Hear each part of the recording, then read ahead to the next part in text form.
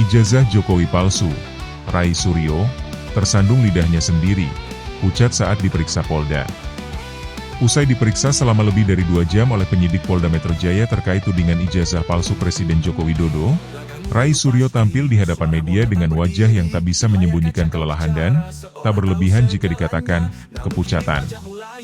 Di balik kalimat yang coba ia bangun untuk tampil tetap percaya diri, justru tergambar seorang Rai yang mulai gamang menghadapi jerat hukum akibat ulahnya sendiri. Lainnya bahwa ia berhak tidak menjawab pertanyaan yang tidak sesuai undangan, adalah tameng tipis yang tampak seperti upaya menghindar, bukan sikap satria dari seseorang yang mengaku tahu banyak soal keabsahan dokumen kepala negara. Jika memang yakin dengan narasi yang selama ini dia suarakan secara terbuka, mengapa gentar menjawab? Mengapa bersembunyi di balik celah administratif? Kita bicara tentang seseorang yang selama ini dikenal publik sebagai mantan pejabat, pakar telematika, sekaligus komentator vokal atas berbagai isu. Namun dalam kasus ini, Rai Suryo seperti kehilangan arah narasinya sendiri. Ketika ia menyebut tidak wajib menjawab karena terlapornya tidak disebut dalam undangan, itu justru mengindikasikan bahwa ia sadar betul dirinya bagian dari masalah. Sebab, hanya orang yang merasa genting akan posisi hukumnya yang begitu reaktif terhadap detail formal. Ironisnya, Rai juga menyentil penggunaan pasal-pasal UU ITE agar tidak sembarangan menjerat orang. Padahal, selama bertahun-tahun, ia sendiri dikenal gemar menggunakan UU ITE sebagai senjata opini, terutama saat menjadi Menpora dan sesudahnya. Kini ketika dirinya yang tersentuh pasal itu, ia berubah menjadi kritikus undang-undang yang dulu ia pelihara. Dalam dunia intelektual yang sehat, siapapun boleh bertanya, bahkan mengkritik pejabat publik. Tapi ketika pertanyaan itu berubah menjadi kampanye insinuatif tanpa bukti sahih, disiarkan di ruang publik dengan narasi provokatif, maka itu bukan kebebasan berpendapat, itu penyebaran fitnah. Rai pucat bukan semata karena tekanan pemeriksaan, tapi karena benih yang ia tanam, fitnah tanpa fakta, kini tumbuh menjadi belitan hukum yang nyata. Ini peringatan keras bahwa demokrasi tak boleh dipakai sebagai panggung teater untuk kepentingan politik pribadi. Di negeri yang sedang belajar menyeimbangkan kebebasan dengan tanggung jawab, Rai Suryo mungkin akan dicatat sebagai contoh betapa mahalnya harga dari asal bicara. Rai Suryo dan karma digital, ketika retorika berbalik menggigit. Di balik 24 pertanyaan yang dilontarkan penyidik, sebenarnya hanya ada satu pertanyaan besar yang menggantung di ruang publik. Apa sebenarnya motif Rai Suryo terus memantik isu ijazah palsu Jokowi? Dan mengapa sekarang ia menghindar saat giliran menjawab? Wajah pucat Rai usai pemeriksaan bukan cuma cerminan kelelahan fisik, tapi simbol dari keretakan narasi yang selama ini ia bangun. Ia datang sebagai sosok yang dulu lantang menyuarakan keraguan terhadap ijazah presiden, tapi pulang dengan dalih prosedural dan keberatan teknis. Seperti pesulap yang kehabisan trik, Roy terlihat mulai menyadari bahwa permainan ini telah berubah dari panggung opini menjadi proses hukum yang serius. Yang lebih menggelikan adalah upayanya menasihati aparat dan publik soal penggunaan pasal UU ITE, seolah ia sedang berdiri di atas moral high ground. Padahal publik belum lupa, Rai adalah sosok yang di masa lalu rajin menekan lawan politiknya dengan pasal-pasal serupa, termasuk mengomentari unggahan-unggahan pribadi orang lain hingga mengarah ke proses hukum. Kini saat ia yang berada di bawah sorotan, nada suaranya mendadak berubah menjadi pejuang kebebasan berpendapat. Terlambat. Kredibilitas sudah runtuh. Kritik Rai terhadap ketidaktertulisan nama terlapor di surat undangan pemeriksaan juga tampak seperti upaya memainkan celah hukum untuk menghindari substansi. Jika seseorang merasa benar, ia akan berdiri gagah menjelaskan, bukan sibuk mencari celah administratif untuk berkelit. Justru karena tahu bahwa argumen yang ia bangun rapuh, Roy tampaknya lebih memilih strategi defensif ketimbang melawan dengan data yang bisa diuji. Ini semua berpulang pada fakta dan penyidikan yang berjalan. Tapi satu hal jelas, ruang publik tak bisa lagi menjadi tempat bebas menyebar kabar bohong tanpa risiko. Ini era di mana informasi ditagih pertanggungjawaban, bukan sekadar dilempar sebagai sensasi politik. Rai Suryo sedang menelan obat pahit dari propaganda yang ia racik sendiri. Dan seperti pepatah lama, siapa menanam badai, bersiaplah menuai gelombang.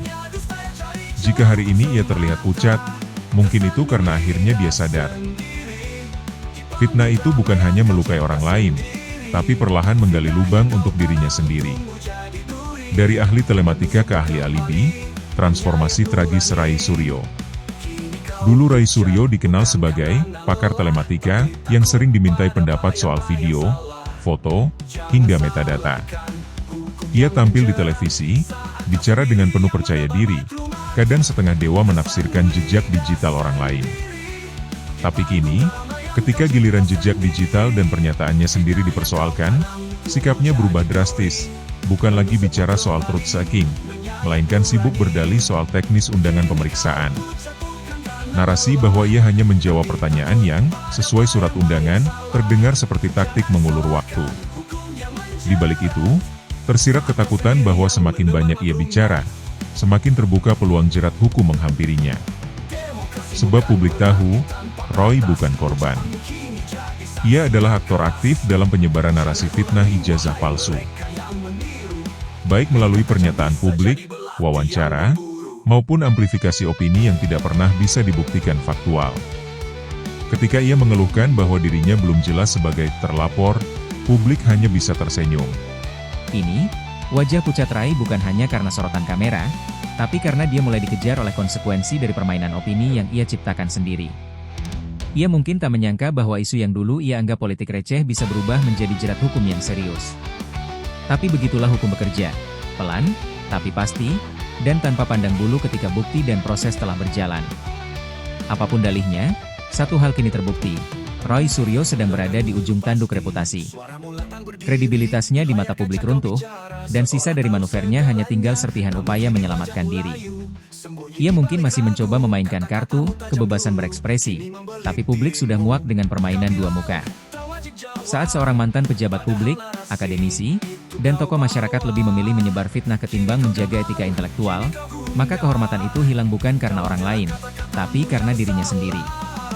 Ini, bukan sekadar ijazah Jokowi yang diuji, tapi juga ijazah moral Rai Suryo. Dan sejauh ini, nilainya mendekati tidak lulus.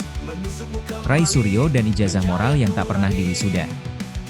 Rai Suryo mungkin mengira dirinya sedang menjalani peran sebagai pemerhati demokrasi, atau bahkan oposan intelektual. Namun realitas berbicara lain, ia sedang menjalani lakon tragis seorang mantan pejabat yang gagal membedakan antara kritik dan fitnah, antara analisis dan agitasi. Kebiasaan Rai bermain di wilayah abu-abu antara fakta dan spekulasi bukan barang baru. Namun dalam kasus ini, dia menabrak batas yang paling mendasar, menyerang integritas pribadi seseorang, bahkan seorang Presiden Republik Indonesia, dengan tuduhan berat tanpa landasan kuat. Lebih ironis lagi, tuduhan itu dilontarkan justru dari orang yang memiliki latar belakang akademik, yang seharusnya menjunjung tinggi prinsip burden of proof sebelum mengumbar opini ke ruang publik. Kini ketika proses hukum mulai menggali keterlibatannya, Roy mulai memainkan drama klasik. Berlindung di balik hak konstitusional, mempersoalkan legalitas surat pemanggilan, bahkan mempertanyakan struktur redaksional undangan pemeriksaan. Padahal, jika ia benar-benar percaya dengan tuduhannya sendiri, seharusnya ia datang ke kepolisian dengan penuh semangat membela kebenaran versi dirinya. Tapi yang terjadi justru sebaliknya. Roy panik, defensif, dan tanpa ketakutan. Lebih lucu lagi, ia mencoba mengajar publik soal UU ITE. Seolah-olah dia satu-satunya ahli yang paham pasal 32 dan 35. Padahal dia lupa, bahwa dalam kasus ini, publiklah yang justru telah lama menjadi korban. Korban informasi sesat, korban framing murahan, korban hoaks yang disulap menjadi narasi politik oleh orang-orang seperti dirinya. Apakah Rai Suryo sadar bahwa di era digital, jejak tak mudah dihapus? Semua pernyataannya terekam, semua cuitannya terdokumentasi. Ia sedang dikejar bukan hanya oleh penyidik, tetapi juga oleh rekam jejak digitalnya sendiri. Jejak yang semakin hari semakin menguatkan posisi dirinya bukan sebagai pengungkap kebenaran, tetapi sebagai penyebar fitnah. Pada akhirnya, inilah ironi terbesar. Rai Suryo sibuk mempersoalkan ijazah orang lain, padahal dirinya sendiri gagal menunjukkan ijazah moral dan tanggung jawab sebagai mantan pejabat negara. Ia bisa saja terus berdalih, bermain sandiwara dengan pasal dan tafsir undang-undang, tapi satu fakta tak akan berubah. Publik ini melihatnya bukan sebagai ahli, bukan sebagai tokoh, tapi sebagai figur yang kehilangan arah dan harga diri. Dan bila akhirnya Rai Suryo benar-benar harus menjalani proses hukum, itu bukan karena dia dikriminalisasi, tapi karena dia sendiri yang memulai perang informasi tanpa senjata fakta. Dan dalam sejarah Republik ini, tak ada ijazah yang bisa menolong seseorang dari kesombongan intelektual yang akhirnya menjerat lehernya sendiri. Roy tidak sedang berhadapan dengan Jokowi. Ia sedang berhadapan dengan dirinya sendiri, dan dengan publik yang sudah terlalu cerdas untuk dibohongi lagi.